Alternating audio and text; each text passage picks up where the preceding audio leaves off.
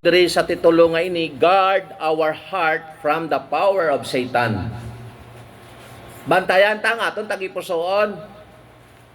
Halin sa gahom ni Satanas, kay si Satanas tusugin. Okay, so guard our heart from the power of Satan, no? Okay.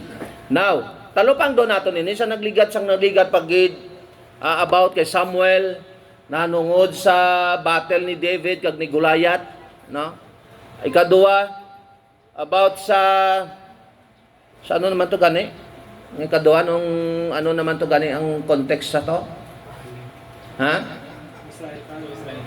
Okay, ang ginulipon ng mga Israelinhon sa mga Israelites, ang mga Philistines, no? At this time mga utot talupang do naton siling ni Lawrence siling nga kung kisa ang mga Bible character positive lang ang ato nakita pero mga negative wala.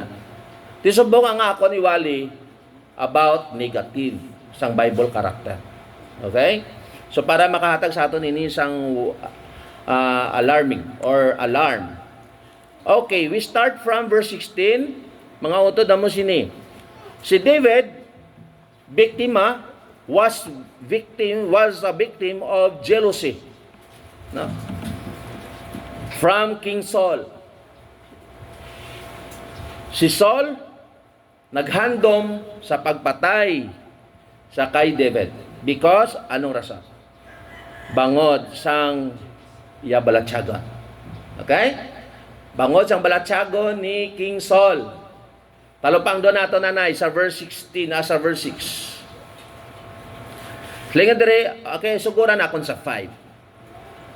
Grabe do galingin ulo ko sang kainiton. Lingan dire sa verse 5, for he did. Sorry. Okay, good. Sorry. Lingan dire, and David went out with whithersoever Saul sent him, and behave himself wisely, and Saul set him over the men of war, and he was accepted in the sight of all the people, and also in the sight of Saul's servants. Balo kasi siling dire, pimiro na ako na pag-intindi na kon, he behaved wisely. Abi na kon maayo siya or mabuot, no, amo na blang gawi kay galilain gali ang butsilingon sina. Now, and it came to pass sa verse 6, and it came to pass as they came when David was returned from the slaughter of the Philistines, that the woman came out of all cities of Israel singing and dancing to meet King Saul with tambrets, with joy and with instruments of music. So, gisugatan nila. So, what is our first point? Ang una nato nga puntuan ay lawagon na kon. Duwala ni ka points. Pero hindi mo pwede i-underestimate ang duwa ka points. Kaya kung isa, ang duwa ka points, galapot pa na siyang 3 ka oras. No? Duwa lang. Kaliter V. Ang aton nga titulo. Number 1. A bad heart leads to vanity. Once again, balik natin sa title. Guard our heart from the power of Satan. A bad heart leads to vanity. Ang malain nga tagipusoon, nagapadulong ini sa wala sing kapuslanan. Subot silingon talupang do naton diri sa verse 6 hasta sa 11, kung naton diri basahon, padayonon na ko nini sa pagbasa sa verse 7. And the woman answered one another as they played, and said, Saul had slain his thousands, and David his 10,000. And Saul was very wroth, and this saying displeased him. And he said, They have ascribed unto David 10,000, and to me they have ascribed but thousands. And what can he have more but the kingdom? May ara na siya, may ara na pala mangkutanon na sa paminsaron ni David, ni Saul. And Saul eyed David from that day and forward. And it came to pass on the morrow that the evil spirit come from God. Came Saul, and he prophesied in the midst of the house, and David played with his hand as the other times, and there was a javelin as a Saul's hand. Tapuson akon sa 11. And Saul cast the javelin, for he said, I will smite David, even to the wall with it. And David avoided out of his presence twice. Okay? So, sugod dito sa verse 6, ang nahitabo dira ang mga kababaihan, ang mga katawhan nagsugata kay King Saul nga nagaambahanon sila nga with dancing nga nagasuling ang ini nga hari nakapatay siya sang linibo apang si King David hindi si King, hindi pa sa King, apang si David siling nila nakapatay sang tagpulo gid kalinibo. So dito pa lang nabatian ni King Saul nga ang loyalty isang tao ara na amat-amat ga-divert going to David. Dili naton makita mga utod, a bad heart leads to vanity. Kay nga ano mga utod sang nakita kag nabatian ni King Saul nga ang mga tao mas nanamian sila sa kay David, amat-amat na nagaibwal na ang iya malain nga balatyagon against David. Mga oto, tandaan naton, kadamo sa mga stances sa Bible, naging pamatay because of jealousy. Is it correct? Kabay pa mag-connect ako sa inyo sining nga aga. A heart of Saul wroth against David. Sa nabatian niya. Areo, lantawan naton dire sa may verse 10, laktawan ko anay, nga amo tuhaw, nga nangakigid siya. Sa verse 10, basi ma-misinterpret na naton, laktawan ko lang anay ang ibang nga bersikulo. And it came to pass on the morrow that the evil spirit from God came upon Saul. Basi, kaya nga, in the first place, sa chapter 15 sang 1 Samuel, nag-disobey na sa sadya. Do you remember sa mensahe sa una nga, obedience is better than sacrifice? Siling sang Ginoo Samuel, pagtuon mo si Saul ang hari. Pamatyo niya ang mga lahi, tanan sang mga kaaway, pati ang mga kasapatan nila, pangubuson gid, why gid sila i-preserve? Pangubuson gid. Ang ginhimo ni Saul, ginpati atuod, pero gin-preserve niya ang mga matambok na sapat. Gin-preserve niya si Agag ang hari.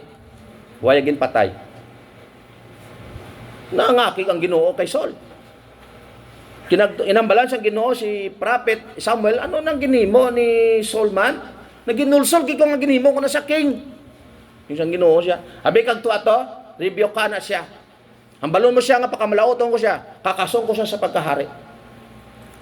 Pagkagto ni King Samuel, anis Prophet Samuel sa kay Saul, siling sang Ginoo, siling ni Samuel sa iya, ano natabo, anong ginhimo nimo? Sila ginhimo ko ang ginpahimo sang Dios. Pati lang siling ni Samuel, ano na nagkakabatian ko nga mga tingog na sang kasapatan, no? Ay, gin-preserve ko na, kay ihalad ko na sa Dios ta. Mapon mo na. Gin-preserve ko na iya. Kay gusto ko na i-offer sa Diyos. Siling ni Samuel, obedience is better than sacrifice. Digto pala mautod ang akig ng Ginoo sa kay Saul. Kaya nga aman, wala ginapangita sang Diyos ang imo nga ginahatag sa iya. Ang ginapangita sang Diyos ang imo tagi pusoon, mga utod. Ang pagtuman sa kagustuhan sang Diyos. Amo ni ang mabudlay. Hatag kita ang hatag without obeying God's command. Hindi na i-honor sa Diyos. Kaya nga, ang gusto sang Ginoo, before ka maghatag, ihatag mo gid una-una ang tagipusoon mo nga nagasunod ka sa iya. Amen? Ito mo talupang doon mga otod mo sini. Slide pa na diya sa sininga passage. Slide pa na diya ang pangakig yan ni King Saul.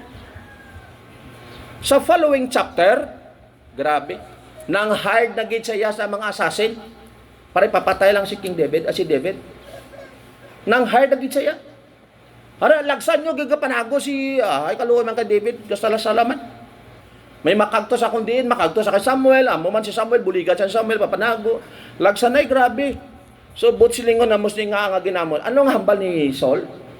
Bangod sang jealous, bangod sang kahisa, nag-create sang trouble sa kabuhi nila. Anong hambal ni Saul? Si David, madakpan ko lang, ilansang ko gid siya sa dingding. Makakon mo? Sa akong ipamalanong, I don't know, hindi man ko scholar sa Bible, mga ang nagkakakita niya si David, nga nag-play sa music, parang musician si David mo. Hindi ko basic kung si David, ara si Iapuluyan. Kamu nga duwabe, ano sa inyo pag hindi? Ara sa o ara sila Sister Lisa. Ginakita ya si David, nag-play mo. Tigin bangkaw ya eh. Mailang bala, mga oto damas niyo. Pag gusto ka magsalay, hisa sa anak sa Diyos. Pag gusto ka magsalay, pangingabot sa anak sa Diyos. Huwag ka kabalo. Pag ginproteksyonan sa Diyos, ang imo handom, mangimakagto lang sa wala kulos. Kay man si King Saul, mga oto, damusin na akig sa nga nga akig. And then a heart of Saul felt jealous to David. Grabe, nagibwal yan. Mga oto, sa diin, patay si Abel. Anong rason? Because of jealousy. Diba? Mga, kita mo, ginagapamaw kami di gina. Ling istorya si Brother Dudong. May mag-asawa to, Brother Dudong? Naglaban na sila sa asawa ya? Ginaboy ang asawa ya.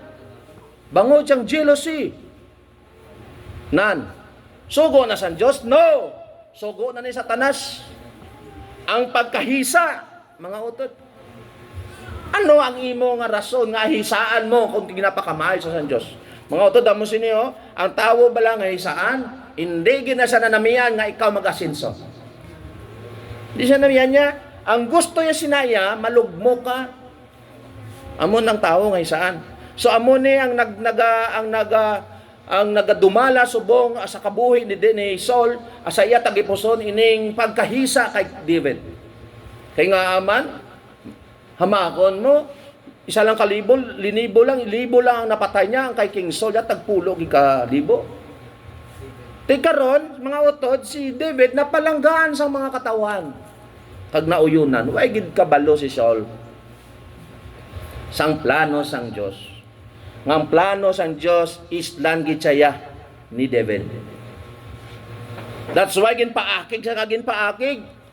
Nan, mga utod, eksperyensyahan na sang imo nga pastor.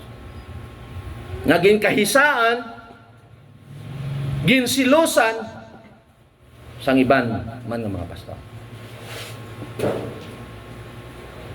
Mga sang gatuon ko do maybe ko mo Lord. Salamat. You delivered me from them. Kaya nga, grabe no. Hindi ko uli nakita. Bisan ano mo kahimo sang matarong kunin saan kay saan kagid. Isyuhan kagid. Grabe.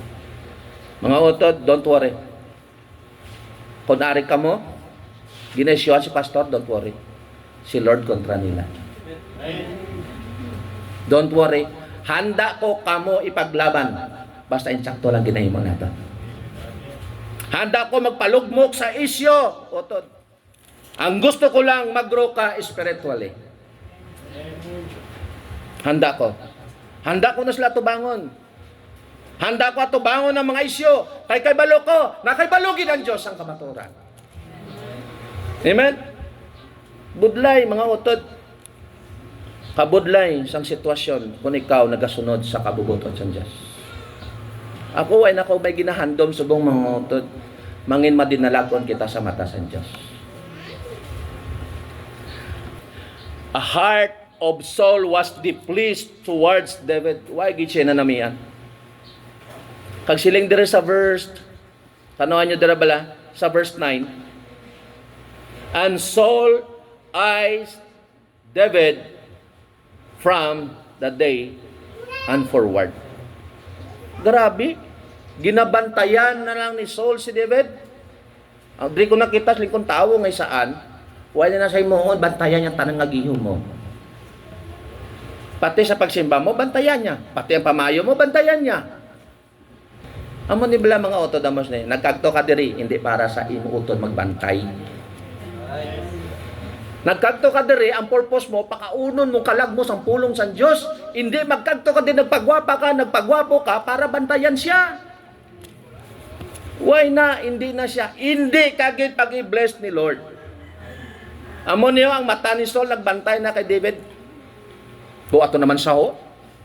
Buato naman siya. Sino na istorya? Bawo daw si Sinusa ba? Oh, grabe nga bantay mo. Bago-bago yan ba inutangan? Di ba? Kung isa, ginasahan ni mo, utod mo sa Ginoo, mo mag-lift up si mo. Amo pagaling gabutong si mo palayo sa Ginoo. Bangod sang attitude nga bantahiro. Di ba? So mga utod amo sini, sa imay bisi, kabay wala na di. Mainit ang imay bisi, gamay ang imay bisi, pero kabay nga mangin pure kita sa mata sa Dios. Amen. Amen. So amo sini si King Saul. Why na sa may ginahimo? Bantayan na lang nga bantayan si David. Now, kaduha nga punto. A bad heart leads to vanity. Kaduha, a good heart leads to victory. Di ba lihon tapan eh? Ha? Walihon tapan daog na ta. Mga oto, Daryl, ang taon naton sa verse 12. Hasta sa verse 16. And Saul was afraid of David, because the Lord was with him and was departed from Saul. Therefore, Saul removed him from him and made him his captain over 1,000, and he went out and came in before the people. 14. And David behaved himself wisely in all his ways, and the Lord was with him. Wherefore, when Saul saw that behave himself very wisely, he was afraid of him. 16. But all Israel and Judah loved David, because he went out and came in before them. Makon mo kataon-taho mo. Sang ginahisaan niya nga ginahisaan si David, ang ginhimo niya, sang ginpadala niya, ginhimo niya nga kapitan si David sa mga away, kakatingala sa permi lang nangin madinalagkon si David, ang behave himself wisely. Ang butsin mo sila, nagka-success siya. Every time nga may battle sila, nangin madinalagkon si David, kakatingala si Saul. Digto nakabatsyag si Saul sang kulba. Kabalo man gali o. Kabalo magaling yung muhat nga hari o. Nga ang ginawa ra kay David, so always nangin madinalagon si David. So nagbatsyag sa kulba, kay nga kay balo siya nga ang Diyos ara kay David, hindi niya maano si Saul o si David. Grabe. Mga utodre ko nakita, kung imo gali talupang doon na mo sini. Kung maayo lang ang aton tagipusoon sa tubangan sa Diyos, utod, listen to me, hindi kagit pagpabayaan sa Diyos. Dre ko nakita. Patihi ang Diyos. Kay ang Diyos matutuod gid. Palangga ka sang Diyos, utod.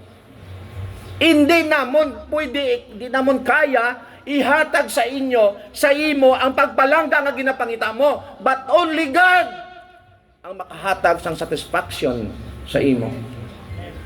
He will protect you from danger. He will protect you from the enemy sa imo kabuhi bilang isa ka Kristohanon. He will protect you from the issues in life. Buligan niya ka ba kita mo? Mga utod, pabayi sila nga babae magsalay kay ngabot sa imo. Basta himo alang ang gusto sa Dios kay mangin madinalagon kagit. Siling dire mga utod ni Saul, siling yung nano ni man. Tanong bala ka namin sang heart ni David mo? Sa ginbasa na akong following chapter, alapot sa 24, sa kapanago ni David, upod sa mga hangawayaman, sa ginapangita sila ni King Saul, upod man sang hangaway ni King Saul, naglabot sila sa kuweba. Nanago to sila, nagpahuway to sila ni King Saul, at tuman to gali si King David. Gapanago man, kay gapalagyo si David, gapalagyo mo. Ano ang problema? Natulugan si King Saul. Siling sa ngangaway ni David, ginahatag na sang Ginoo sa imo ang opportunity, sa imo mga kamot, sa pagpatay sang imo kaaway. Nami blas ang muning nami heart.